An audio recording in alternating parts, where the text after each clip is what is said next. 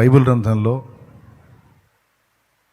మన దేవుడు ఆకాశమందు ఉన్నాడు, మనం భూమి మీద ఉన్నాం. కానీ ఆత్మరూపిగా ఇందుకు బోల్డన్ని లేఖనాలు ఉన్నాయి.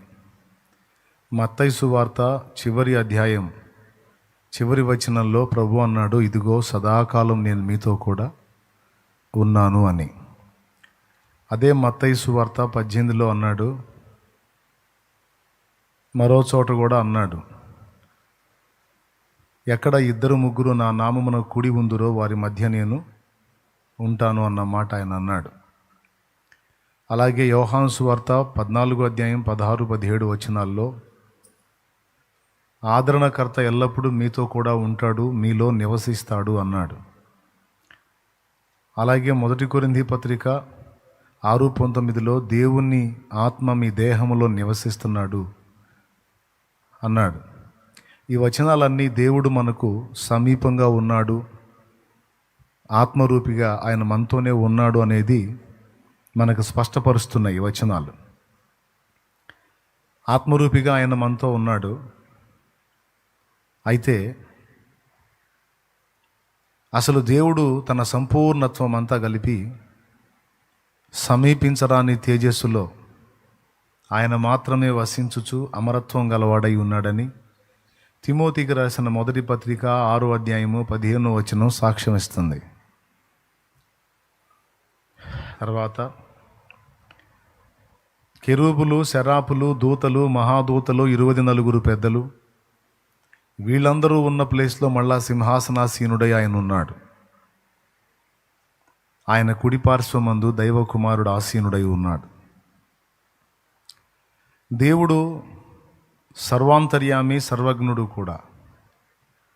దేవుడు కాలాతీతుడు, ఆయనకి కాలము లేదు, అన్ని కాలాలలో ఆయన ఉన్నవాడు. మన గతంలోకి తిరిగి మనం ప్రయాణం చేయలేం, కానీ ఆయన వెళ్ళి రాగలడు. మన భవిష్యత్తులోకి ఇప్పుడే మనం ప్రయాణం చేసి చూసి రాలేము, కానీ దేవుడు వెళ్ళి చూసి రాగలడు. దేవునికి ఆ సామర్థ్యం ఉంది. అందుకే ఆయన అన్ని కాలములలో ఉన్నవాడు అని పిలువబడ్డాడు. అయితే ప్రస్తుతానికి లేఖనం మనకి 2 సంగతులు చెప్తుంది. ప్రభు మనతో కూడా ఉన్నాడు అని వాక్యం చెప్తుంది. మళ్ళీ కొంతకాలం మనం ప్రభువుకి దూరంగా ఉన్నామని కూడా వాక్యం చెప్తుంది. ముందు చూపించిన వచనాలన్నీ ప్రభు మనకు దగ్గరలో ఉన్నాడనేది స్పష్టం. కానీ 2 కొరింథీ పత్రిక 5వ అధ్యాయము మీరు చూడగలిగితే, 2 కొరింథీ పత్రిక 5వ అధ్యాయము 2-3 వచనాల నుంచి చూడండి. అక్కడ మనం ప్రభువుకి కొంచెం దూరంగా ఉన్నామనే మాట ఉంటుంది. ఈ గుడారములోనున్న మనము భారము మోసుకొని మూలుగుచున్నాము. ఇది తీసివేయవలనని కాదు, కానీ మత్స్యమైనది జీవము చేత మృంగివేయబడినట్లు ఆ నివాసము దీనిపైన ధరించుకొని కోరుచున్నాము. వాడు దేవుడే. చదువుతానే ఉండు. మరియు ఆయన తన ఆత్మను సంచకరువును మనకు అనుగ్రహించి ఉన్నాడు. వెలిచూపు వలన కాక విశ్వాసం వలనే నడుచుకొనుచున్నాము. గనుక ఈ దేహములో నెవకు దూరముగా ఉన్నామని ఎరిగి ఉండి, గనుక 7వ వచనంలో టచ్ అయింది. గనుక ఏం గనుక? పైన చెప్పిన వచనాలన్నీ మనం విన్నాం గనుక, తెలుసుకున్నాం గనుక, ఈ దేహంలో నివసించుచున్నంత కాలం ప్రభువునకు దూరముగా ఉన్నామని ఎరిగి ఉండి ఎల్లప్పుడూ ధైర్యము గలవారమై ఉన్నాం. ఇప్పుడు మనం ప్రభువుకి దగ్గరగా ఉన్నామా, దూరంగా ఉన్నామా? ఇందాక చెప్పిన వచనాలన్నీ ఆయన మనతోనే ఉన్నాడని ఉన్నాయిగా. మరి ఆ వచనాలు కరెక్టా, ఈ వచనం కరెక్టా? ఇందాక చదివిన వచనాలన్నీ ఆయన మనతోనే ఉన్నాడని ఉన్నాయిగా. మత్తయి సువార్త 28వ అధ్యాయము 20-21 వచనం చూడండి. నేను మీకు ఏ సంగతులను ఆజ్ఞాపించుతునో వాటన్నిటినీ గైకొనవలెనని. 21 లేదు, 20. ఇదిగో నేను యుగ సమాప్తి వరకు సదాకాలము మీతో కూడా ఉన్నానని వారితో చెప్పాను. అదిగో నేను యుగ సమాప్తి వరకు సదాకాలం మీతో కూడా ఉన్నానని, సదాకాలం మనతో ఉన్నాడు. మరి ఈ మాట కరెక్టా? మనం ఆయనకి దూరంగా ఉన్న 2 మాటలు అందులోనే ఉన్నాయి బైబిల్లో. ఈ దేహములో నివసించుచున్నంత కాలం మనం ప్రభువుకు దూరంగా ఉన్నామని ఎరిగి అన్నాడు అక్కడ. ఇక్కడేమో సదాకాలం నేను మీతో కూడా ఉన్నాను అన్నాడు. దీనికి ఇంకా అనేక వచనాలు రిఫరెన్స్లు ఉన్నాయి ఆయన మనతో ఉన్నాడు అంటానికి. అయితే ఇక్కడ గమనించాల్సిన విషయం ఏంటంటే, ప్రభువు ఆత్మరూపిగా మనతో ఉన్నాడు, ఆయన ముఖాముఖి మనకు కనబడడు. మరి కనబడినప్పుడు ఆయన మనతో కూడా ఉన్నా కూడా మరి ఆయన మనం కనుగొనలేకపోతున్నాం. ఒక దినం వస్తుంది, ఆ రోజున ఆయన ఉన్నట్టుగానే ఆయన్ని చూస్తాం, ముఖాముఖి చూస్తాం, ఆయనతో మనం కలుసుకుంటాం. మిమ్మల్ని నేను ఎలా చూస్తున్నానో, నన్ను మీరు ఎలా చూస్తున్నారో, ఆయన ఎదుట మనం నిలవబడి ఆయన్ని కూడా ముఖాముఖి చూస్తాం. యేసయ్య ఆ దివ్యమంగళ స్వరూపాన్ని నిశ్చయముగా మనం చూస్తాం. ఇంకా చెప్పాలంటే వాక్యంలో చెప్పాడు, యుగ సమాప్తి వరకు సదాకాలము నేను మీతో కూడా ఉన్నానని. కానీ తెస్సలోనికీయులకు రాసినటువంటి మొదటి పత్రిక 4వ అధ్యాయము 15వ వచనం చూడు. మేము ప్రభువు మాటను బట్టి మీతో చెప్పునదేమనగా, ప్రభు రాకడ వరకు సజీవులమై నిలుచుండు మనము నిద్రించిన వారి కంటే ముందుగా ఆయన సన్నిధి చేరము. ఆర్భాటముతోనూ ప్రధాన దూత శబ్దముతోనూ దేవుని బోరతోనూ పరలోకం నుండి ప్రభువు దిగివచ్చును. క్రీస్తునందుండి మృతులైన వారు మొదట లేతురు. ఆ మీదట సజీవులమై నిలుచుండు మనము వారితో కూడా ఏకముగా ప్రభువును ఎదుర్కొంటకు ఆకాశ మండలమునకు మేఘముల మీద కొనిపోబడుదుము. కాగా మనము సదాకాలము ప్రభుతో కూడా ఉందుము. అబ్బా ఎప్పుడయ్యా? కాగా మనము సదాకాలము ప్రభువుతో కూడా ఉందుము. ప్రభు అన్నాడు మత్తయి సువార్త 28:20లో, యుగ సమాప్తి వరకు సదాకాలము నేను మీతో కూడా ఉన్నానని. ఇప్పుడు తెస్సలోనిక మొదటి పత్రిక 4:16 17 15 ఏదో ఒకటిలే, ఇప్పుడే చదివారుగా 17. మనం సదాకాలం ప్రభుతో కూడా ఉంటాము. ఈ రెండు ఎప్పుడు జరుగుతాయి? ఆల్రెడీ ప్రభు మనతో కూడా ఉన్నది జరుగుతుంది. కానీ ఒక రోజు రాబోతుంది, ఆ రోజు మనందరం ఆయన ముందుకెళ్ళి నిలబడతాం. ఇప్పుడు నా ముందు మీరు ఎలా ఉన్నారో మనందరం యేసయ్య ముందు అలా ఉంటాం. ఇంకా ఆయన్ని మనం సమీపించవచ్చు, ఆయనని ముట్టవచ్చు, చూడవచ్చు. అద్భుతమైన అనుభవం అది. అయితే ఇది జరగడానికి ముందు కొంతకాలం మనం ఎడంగా ఉన్నాం. ఆయన మనతోనే ఉన్నాడు, మన వెన్నంటే ఉన్నాడు, కానీ మనకు కనపట్టల్లా. కొన్నిసార్లు ఆయన మర్చిపోయాడేమో, నన్ను వదిలేశాడేమో, నాకు దూరం అయిపోయాడేమో అని కొంత కలవరం ఉంటుంది మనకి. ఇప్పుడు రోడ్డు మీద తండ్రి కొడుకుని చేత పట్టుకొని ఏలు పట్టుకోరా అని తీసుకొని పోతున్నాడు. ముందు తండ్రి నడుస్తున్నాడు, వెనక కొడుకు నడుస్తున్నాడు. ఇప్పుడు తండ్రిని కొడుకు వెంబడించినంత వరకు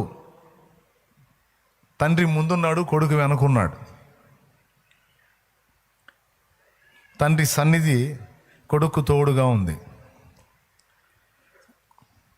కొంచెం దూరం వెళ్ళినాక మాయలోక ఆకర్షణ, మాయసంతలోని వస్తువులను చూసి పిల్లవాడు ఆకర్షితుడయ్యాడు.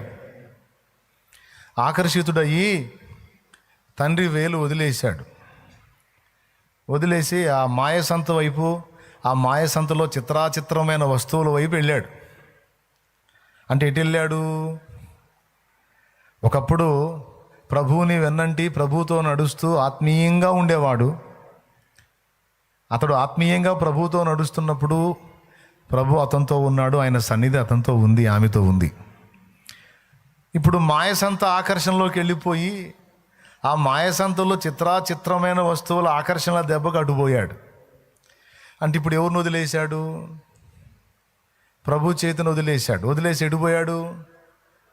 లేకపోతే ఎటు పోయింది? మాయసంతలోని ఆకర్షణల వైపు వెళ్ళింది. ఇప్పుడు తండ్రి ఏం చేస్తాడు? పోతే పోయాడు దరిద్రుడు వెధవ, నా వేలు వదిలిపెట్టి వెళ్ళిపోయాడు, వాడి కర్మోడు అనుభవించాల్సిందని వదిలేస్తాడా? లేకపోతే ఇప్పుడు కొడుకు వెంట తను నడుస్తాడా? కొడుకు వెంట పడతాడు. అప్పటిదాకా తండ్రి వెంట కొడుకు నడిచాడు, సన్నిధి ఉంది. ఇప్పుడు కొడుకు మాయసంత వైపు ఆకర్షితుడై వెళుతున్నా కూడా తండ్రి వదిలిపెట్టడు. స్తోత్రం. వెంటబడి ఆ కొడుకు చేతిని అందిపుచ్చుకోవటానికి కేకలేస్తున్నాడు. మాయసంత వైపు వెళుతున్నావు కుమారుడా, మాయసంత వైపు వెళుతున్నావు కుమారి, దారి తప్పిపోతావు. నా వైపు మళ్ళు అని అట్లా కూడా వెంటాడుతున్నాడు. ఇప్పుడు చెప్పండి, ప్రభువు వదిలిపెడతాడా? సియోను అనుకుంటుందట, ప్రభువు నన్ను మరచి ఉన్నాడు అని. స్త్రీ తన చంటి పిల్లను మరచునా, తన గర్భమును పుట్టిన బిడ్డను కరుణింపక మానునా? వారైనా మరచుదుడేమో కానీ నేను నిన్ను మరువను అన్నాడు ఆయన. నీ అరచేతులు ఎంత ఉంటాయి? కొంచెం ఉంటాయి. కానీ ఆయన అరచేతులు ఎంత పెద్దవో తెలుసా? ఆ అరచేతులలో నిన్ను చెక్కుకున్నాడట. చూడుము, నా అరచేతిలో నిన్ను చెక్కి ఉన్నాను, నీవు నా సొత్తు, నేను నిన్ను మరువ జాలను అంటాడు ఆయన. అసలు మర్చిపోయి ఉండలేను అంటాడు. నీకు నమ్మకం కలిగిందో లేదో నాకైతే తెలియదు, కానీ నువ్వు నమ్మినా నమ్మకపోయినా ఏడిచినా మొత్తుకున్నా ఇదైతే నిజం. ఆయన నిన్ను మరచిపోడు. నువ్వు ఆయనను వెంబడించినప్పుడు ఆయన సన్నిధి నీకు తోడుగానే ఉంది. ఆయనను విడిచి నువ్వు మాయసంత వైపు వెళుతున్నప్పుడు కూడా ఆయన నిన్ను అంత తేలిగ్గా వదిలిపెట్టి వెళ్ళలేదు. ఎట్లనన్నా తిరిగి నిన్ను వెనక్కి తిప్పాలని నీ వెంటబడి నడుస్తానే ఉన్నాడు ఆయన. అంటే ఇది నీ గొప్పతనం కాదు, నీ అందం, నీ ఆకర్షణ కాదు, తండ్రి ప్రేమ, ఆయన ప్రేమ. కొడుకు మాయసంత వైపు ఆకర్షితుడై వెళ్ళిపోతుంటే అబ్బాయి అందం కోసమో, లేకపోతే అబ్బాయి ముఖవర్చస్సు కోసమో, అబ్బాయి పనోడనో పరిగెత్తుతాడా తండ్రి? వాడు కళ్ళు లేని అందుడైనా, పనికిరాని కొడుకైనా, మెంటలోడైనా సరే, తండ్రికి ఎందుకు కొరగాని కొడుకైనా సరే, వాడిని కాపాడుకోవటానికి తండ్రి ప్రేమను బట్టి కొడుకు వెంటపడతాడు. అంటే దీని అర్థం ఏంటంటే, నువ్వు దేవుణ్ణి వెంబడిస్తూ ఆయనతో క్రమంగా నడుస్తున్నప్పుడు ఆయన నీకు తోడై ఉన్నాడు. తెలిసి తెలియక నువ్వు అడుగులు జారి దారి తప్పిన వేళ సైతం ఆయన నీ వెంటబడి కేక వేస్తానే ఉన్నాడు. వెనక్కి తిరగమని, మారు మనసు పొందమని, తప్పు దిద్దుకోమని, సరి చేసుకోమని, పశ్చాత్తాప పడమని, క్షమాపణ వేడుకొమ్మని, ఆయన వైపు మళ్ళుకొమ్మని ఆయన నీ వెన్నంటి పిలుస్తానే ఉన్నాడు. అప్పుడు ఆయన సన్నిధి నీకు తోడుగానే ఉంది. ఇప్పుడు కూడా ఆయన సన్నిధి నిన్ను హెచ్చరిస్తానే ఉంది. ఆయన నిన్ను విడవలా. కాబట్టి ఎవరికి ఈ విషయంలో సందేహం అక్కర్లేదండి. ప్రభు మర్చిపోయాడని కానీ, వదిలేశాడని కానీ, విడిచిపెట్టాడని కానీ డౌట్ నీకు అక్కర్లా. నిరంతరం ఆయన నిన్ను కాస్తానే ఉన్నాడు, నీ పరిస్థితిని గమనిస్తానే ఉన్నాడు. అయితే ఇప్పుడు దోబూచులాట జరుగుతుంది. మనిషి కనపడట్లా, దాగుడు మూతలాటలు కనపడకుండా పిలిచినట్టు, కేకలేసినట్టు ఒక దోబూచులాట జరుగుతుంది. ఈ ముసుగంతా తొలగింపబడి ముఖాముఖి ఆయన మనం ఎదుర్కోగలిగినటువంటి ఘట్టం ఒకటి భవిష్యత్తులో రాబోతుంది. ఇక అక్కడ ముసుగు లేదు, దోబూచులాట లేదు, ఇక ముఖాముఖి కనపడతాడు. అయితే అప్పటిదాకా కొంతకాలము ఈ దేహంలో నివసించినంత కాలం మనం ఆయనకు దూరంగా ఉన్నాం. ఇప్పుడు చెప్పండి, ఆయన మనతో ఉన్నాడా, ఆకాశంలో ఉన్నాడా? పెద్దగా చెప్పాలి. రెండూ కరెక్టే. ఆయన మనతో ఉన్నాడన్నది కరెక్టే, ఆయన ఆకాశమందున్నాడన్నది కూడా కరెక్టే. మా దేవుడు ఎక్కడున్నాడు అన్నాడు కీర్తనకారుడు 115వ కీర్తన 2వ వచనం నుంచి చదువు. మాకు కాదు యెహోవా, మాకు కాదు అని మొదలు పెడతాడు 115వ కీర్తన. 2వ వచనం చదువు, తీ బైబిల్. అన్యజనులు ఎందుకు వారి దేవుడేడి అని అన్యజనులు ఎందుకు చెప్పుకొందురు? మా దేవుడు ఆకాశమందున్నాడు. అద్దుగో, మా దేవుడు ఎక్కడున్నాడని చెబుతున్నాడు?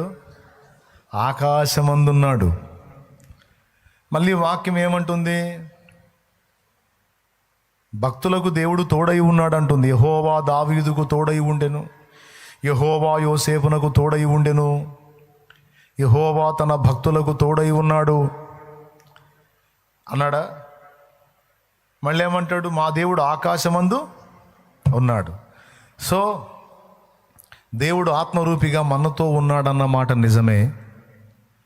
అదే సమయంలో ఆయన ప్రత్యేకమైన సన్నిధి ఆకాశమందు ఉన్నది అన్నది కూడా నిజమే. ఆయన ఆత్మరూపిగా సర్వాంతర్యామిగా మనందరితో కూడా ఉన్నాడు అన్నది నిజమే. మళ్ళీ స్పెషల్గా ప్రత్యేకంగా ఆయన సన్నిధి ఆకాశంలో ఉన్నది అన్నది కూడా నిజమే. మనతో కూడా ప్రభు ఉన్నాడు అన్నది నిజమేగా. 24 పెద్దలు మనతో ఉన్నారా? కెరూబులు, శరాపులు, మహాదూతలు, దూతలు వీళ్ళందరూ ఉన్నారా మనతో? శరాపులు అంటే మహాదూతలు అని అర్థం. ఉన్నారా? లేరు. వాళ్ళు 24 పెద్దలు అందరూ కలిసి ఉన్నది పరలోకం. ఆయన అక్కడ ఉన్నాడు సింహాసనం మీద, ఒక్కడుగా సర్వాంతర్యామిగా మనతో కూడా ఉన్నాడు. అయిపోయిందండి. ఇప్పుడు మన ఊపిరితిత్తుల్లో గాలి ఉందా లేదా? ఉందా లేదా? ఉందన్న వాళ్ళు చేతులు ఎత్తండి. చేతులు ఎత్తని వాళ్ళంతా పోయారన్నమాట. వాళ్ళకి ఊపిరితిత్తుల్లో గాలి లేదు.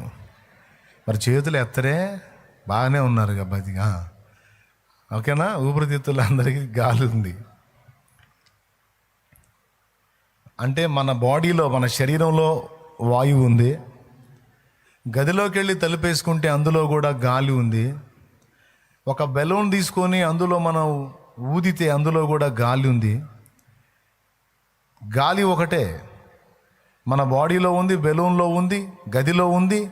ఈ 3 దాటితే ఇదిగో ఈ ప్రపంచంలో విస్తారంగా పరచుకొని ఉన్నది వాయువు. ఒక్క వాయువే ఎన్ని ప్రదేశాల్లో ఉందో చూడండి. అయితే ఉన్న ప్రతి చోట ఒకే పరిమాణంలో ఉందా? లేదు.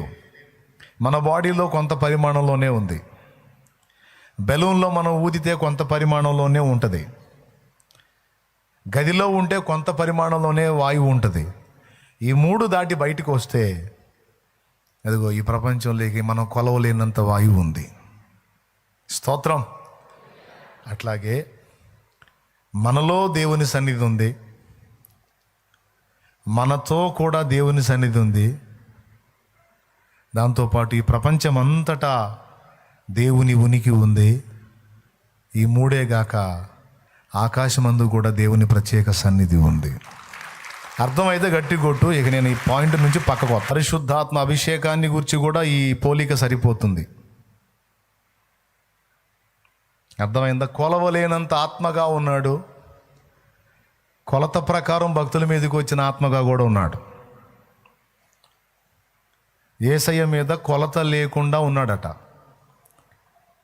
మోషే మీద ఉన్న ఆత్మలో ఒక పాలు నియమిస్తే 70 మంది మీదకి వచ్చింది. అంటే 70 మంది మీద ఉన్న ఆత్మశక్తి మోషే ఒక్కడి మీద ఉంది. అందుకే అన్ని లక్షల మందికి సమాధానం చెప్పగలిగాడు. లక్షల మందికి సమాధానం అంతమందికి సమాధానం చెప్పడానికి అవసరమైన ఆత్మశక్తి కావాలి. అందుకే మోషే తన పని ముగించేటప్పుడు ఆ శక్తి యెహోషువ మీదికి వచ్చేటట్టు చేతులు ఉంచాడు. లేకపోతే యెహోషువ వల్ల ఏది కాదు. మోషే మీద ఉన్న ఆత్మలో పాలు యెహోషువ మీదకి వచ్చినట్లు చేతులు ఉంచమన్నాడు దేవుడు. ఆ శక్తితోనే యెహోషువ వాళ్ళని వాగ్దత్త దేశాన్ని చేర్చాడు. ఏలియా మీద ఉన్న ఆత్మలో 2 పాళ్ళ ఆత్మ నా మీదకి వచ్చినట్లు కోరుకున్నాడు. ఆయన మీదకి వచ్చినట్లు ఎలీషా నా మీదకి వచ్చినట్లు దయచేయమని కోరుకున్నాడు. ఈ 2 పాళ్ళు, 70 పాళ్ళు, 1 పాలు, అసలు కొలతేలేనంత ఆత్మ, కొంచెముగా దైవాత్మ, ఆత్మ పూర్ణులై ఉండుట ఎంత బైబిల్లోనే ఉన్నాయి. పరిశుద్ధాత్మను గురించి ఆలోచించేటప్పుడు కూడా ఈ వాయువును గురించి ఎగ్జాంపుల్ చెప్పానే, అది సూటబుల్ అవుతుంది. బెలూన్లో ఊదినప్పుడు కొంత పరిమాణం, అది కూడా వాయువే. గదిలో ఉన్నప్పుడు చిన్న గదిలో కొద్ది పరిమాణం, పెద్ద గదిలో ఇంకొంచెం పరిమాణం. ఇవన్నీ దాటి బయటికి వస్తే ఎంతమందికైనా సరిపోయినంత వాయువు. పరిశుద్ధాత్మ చూడండి, ఏ మనిషికి ఆ మనిషికి వ్యక్తిగతంగా అభిషేకమై ఉంటాడు. అవసరమైతే అభిషేకపు పరిమాణం ఇంకా పెరుగుతుంది. ప్రపంచంలో భక్తిపరులందరి మీద కూడా ఆయన ఉంటాడు.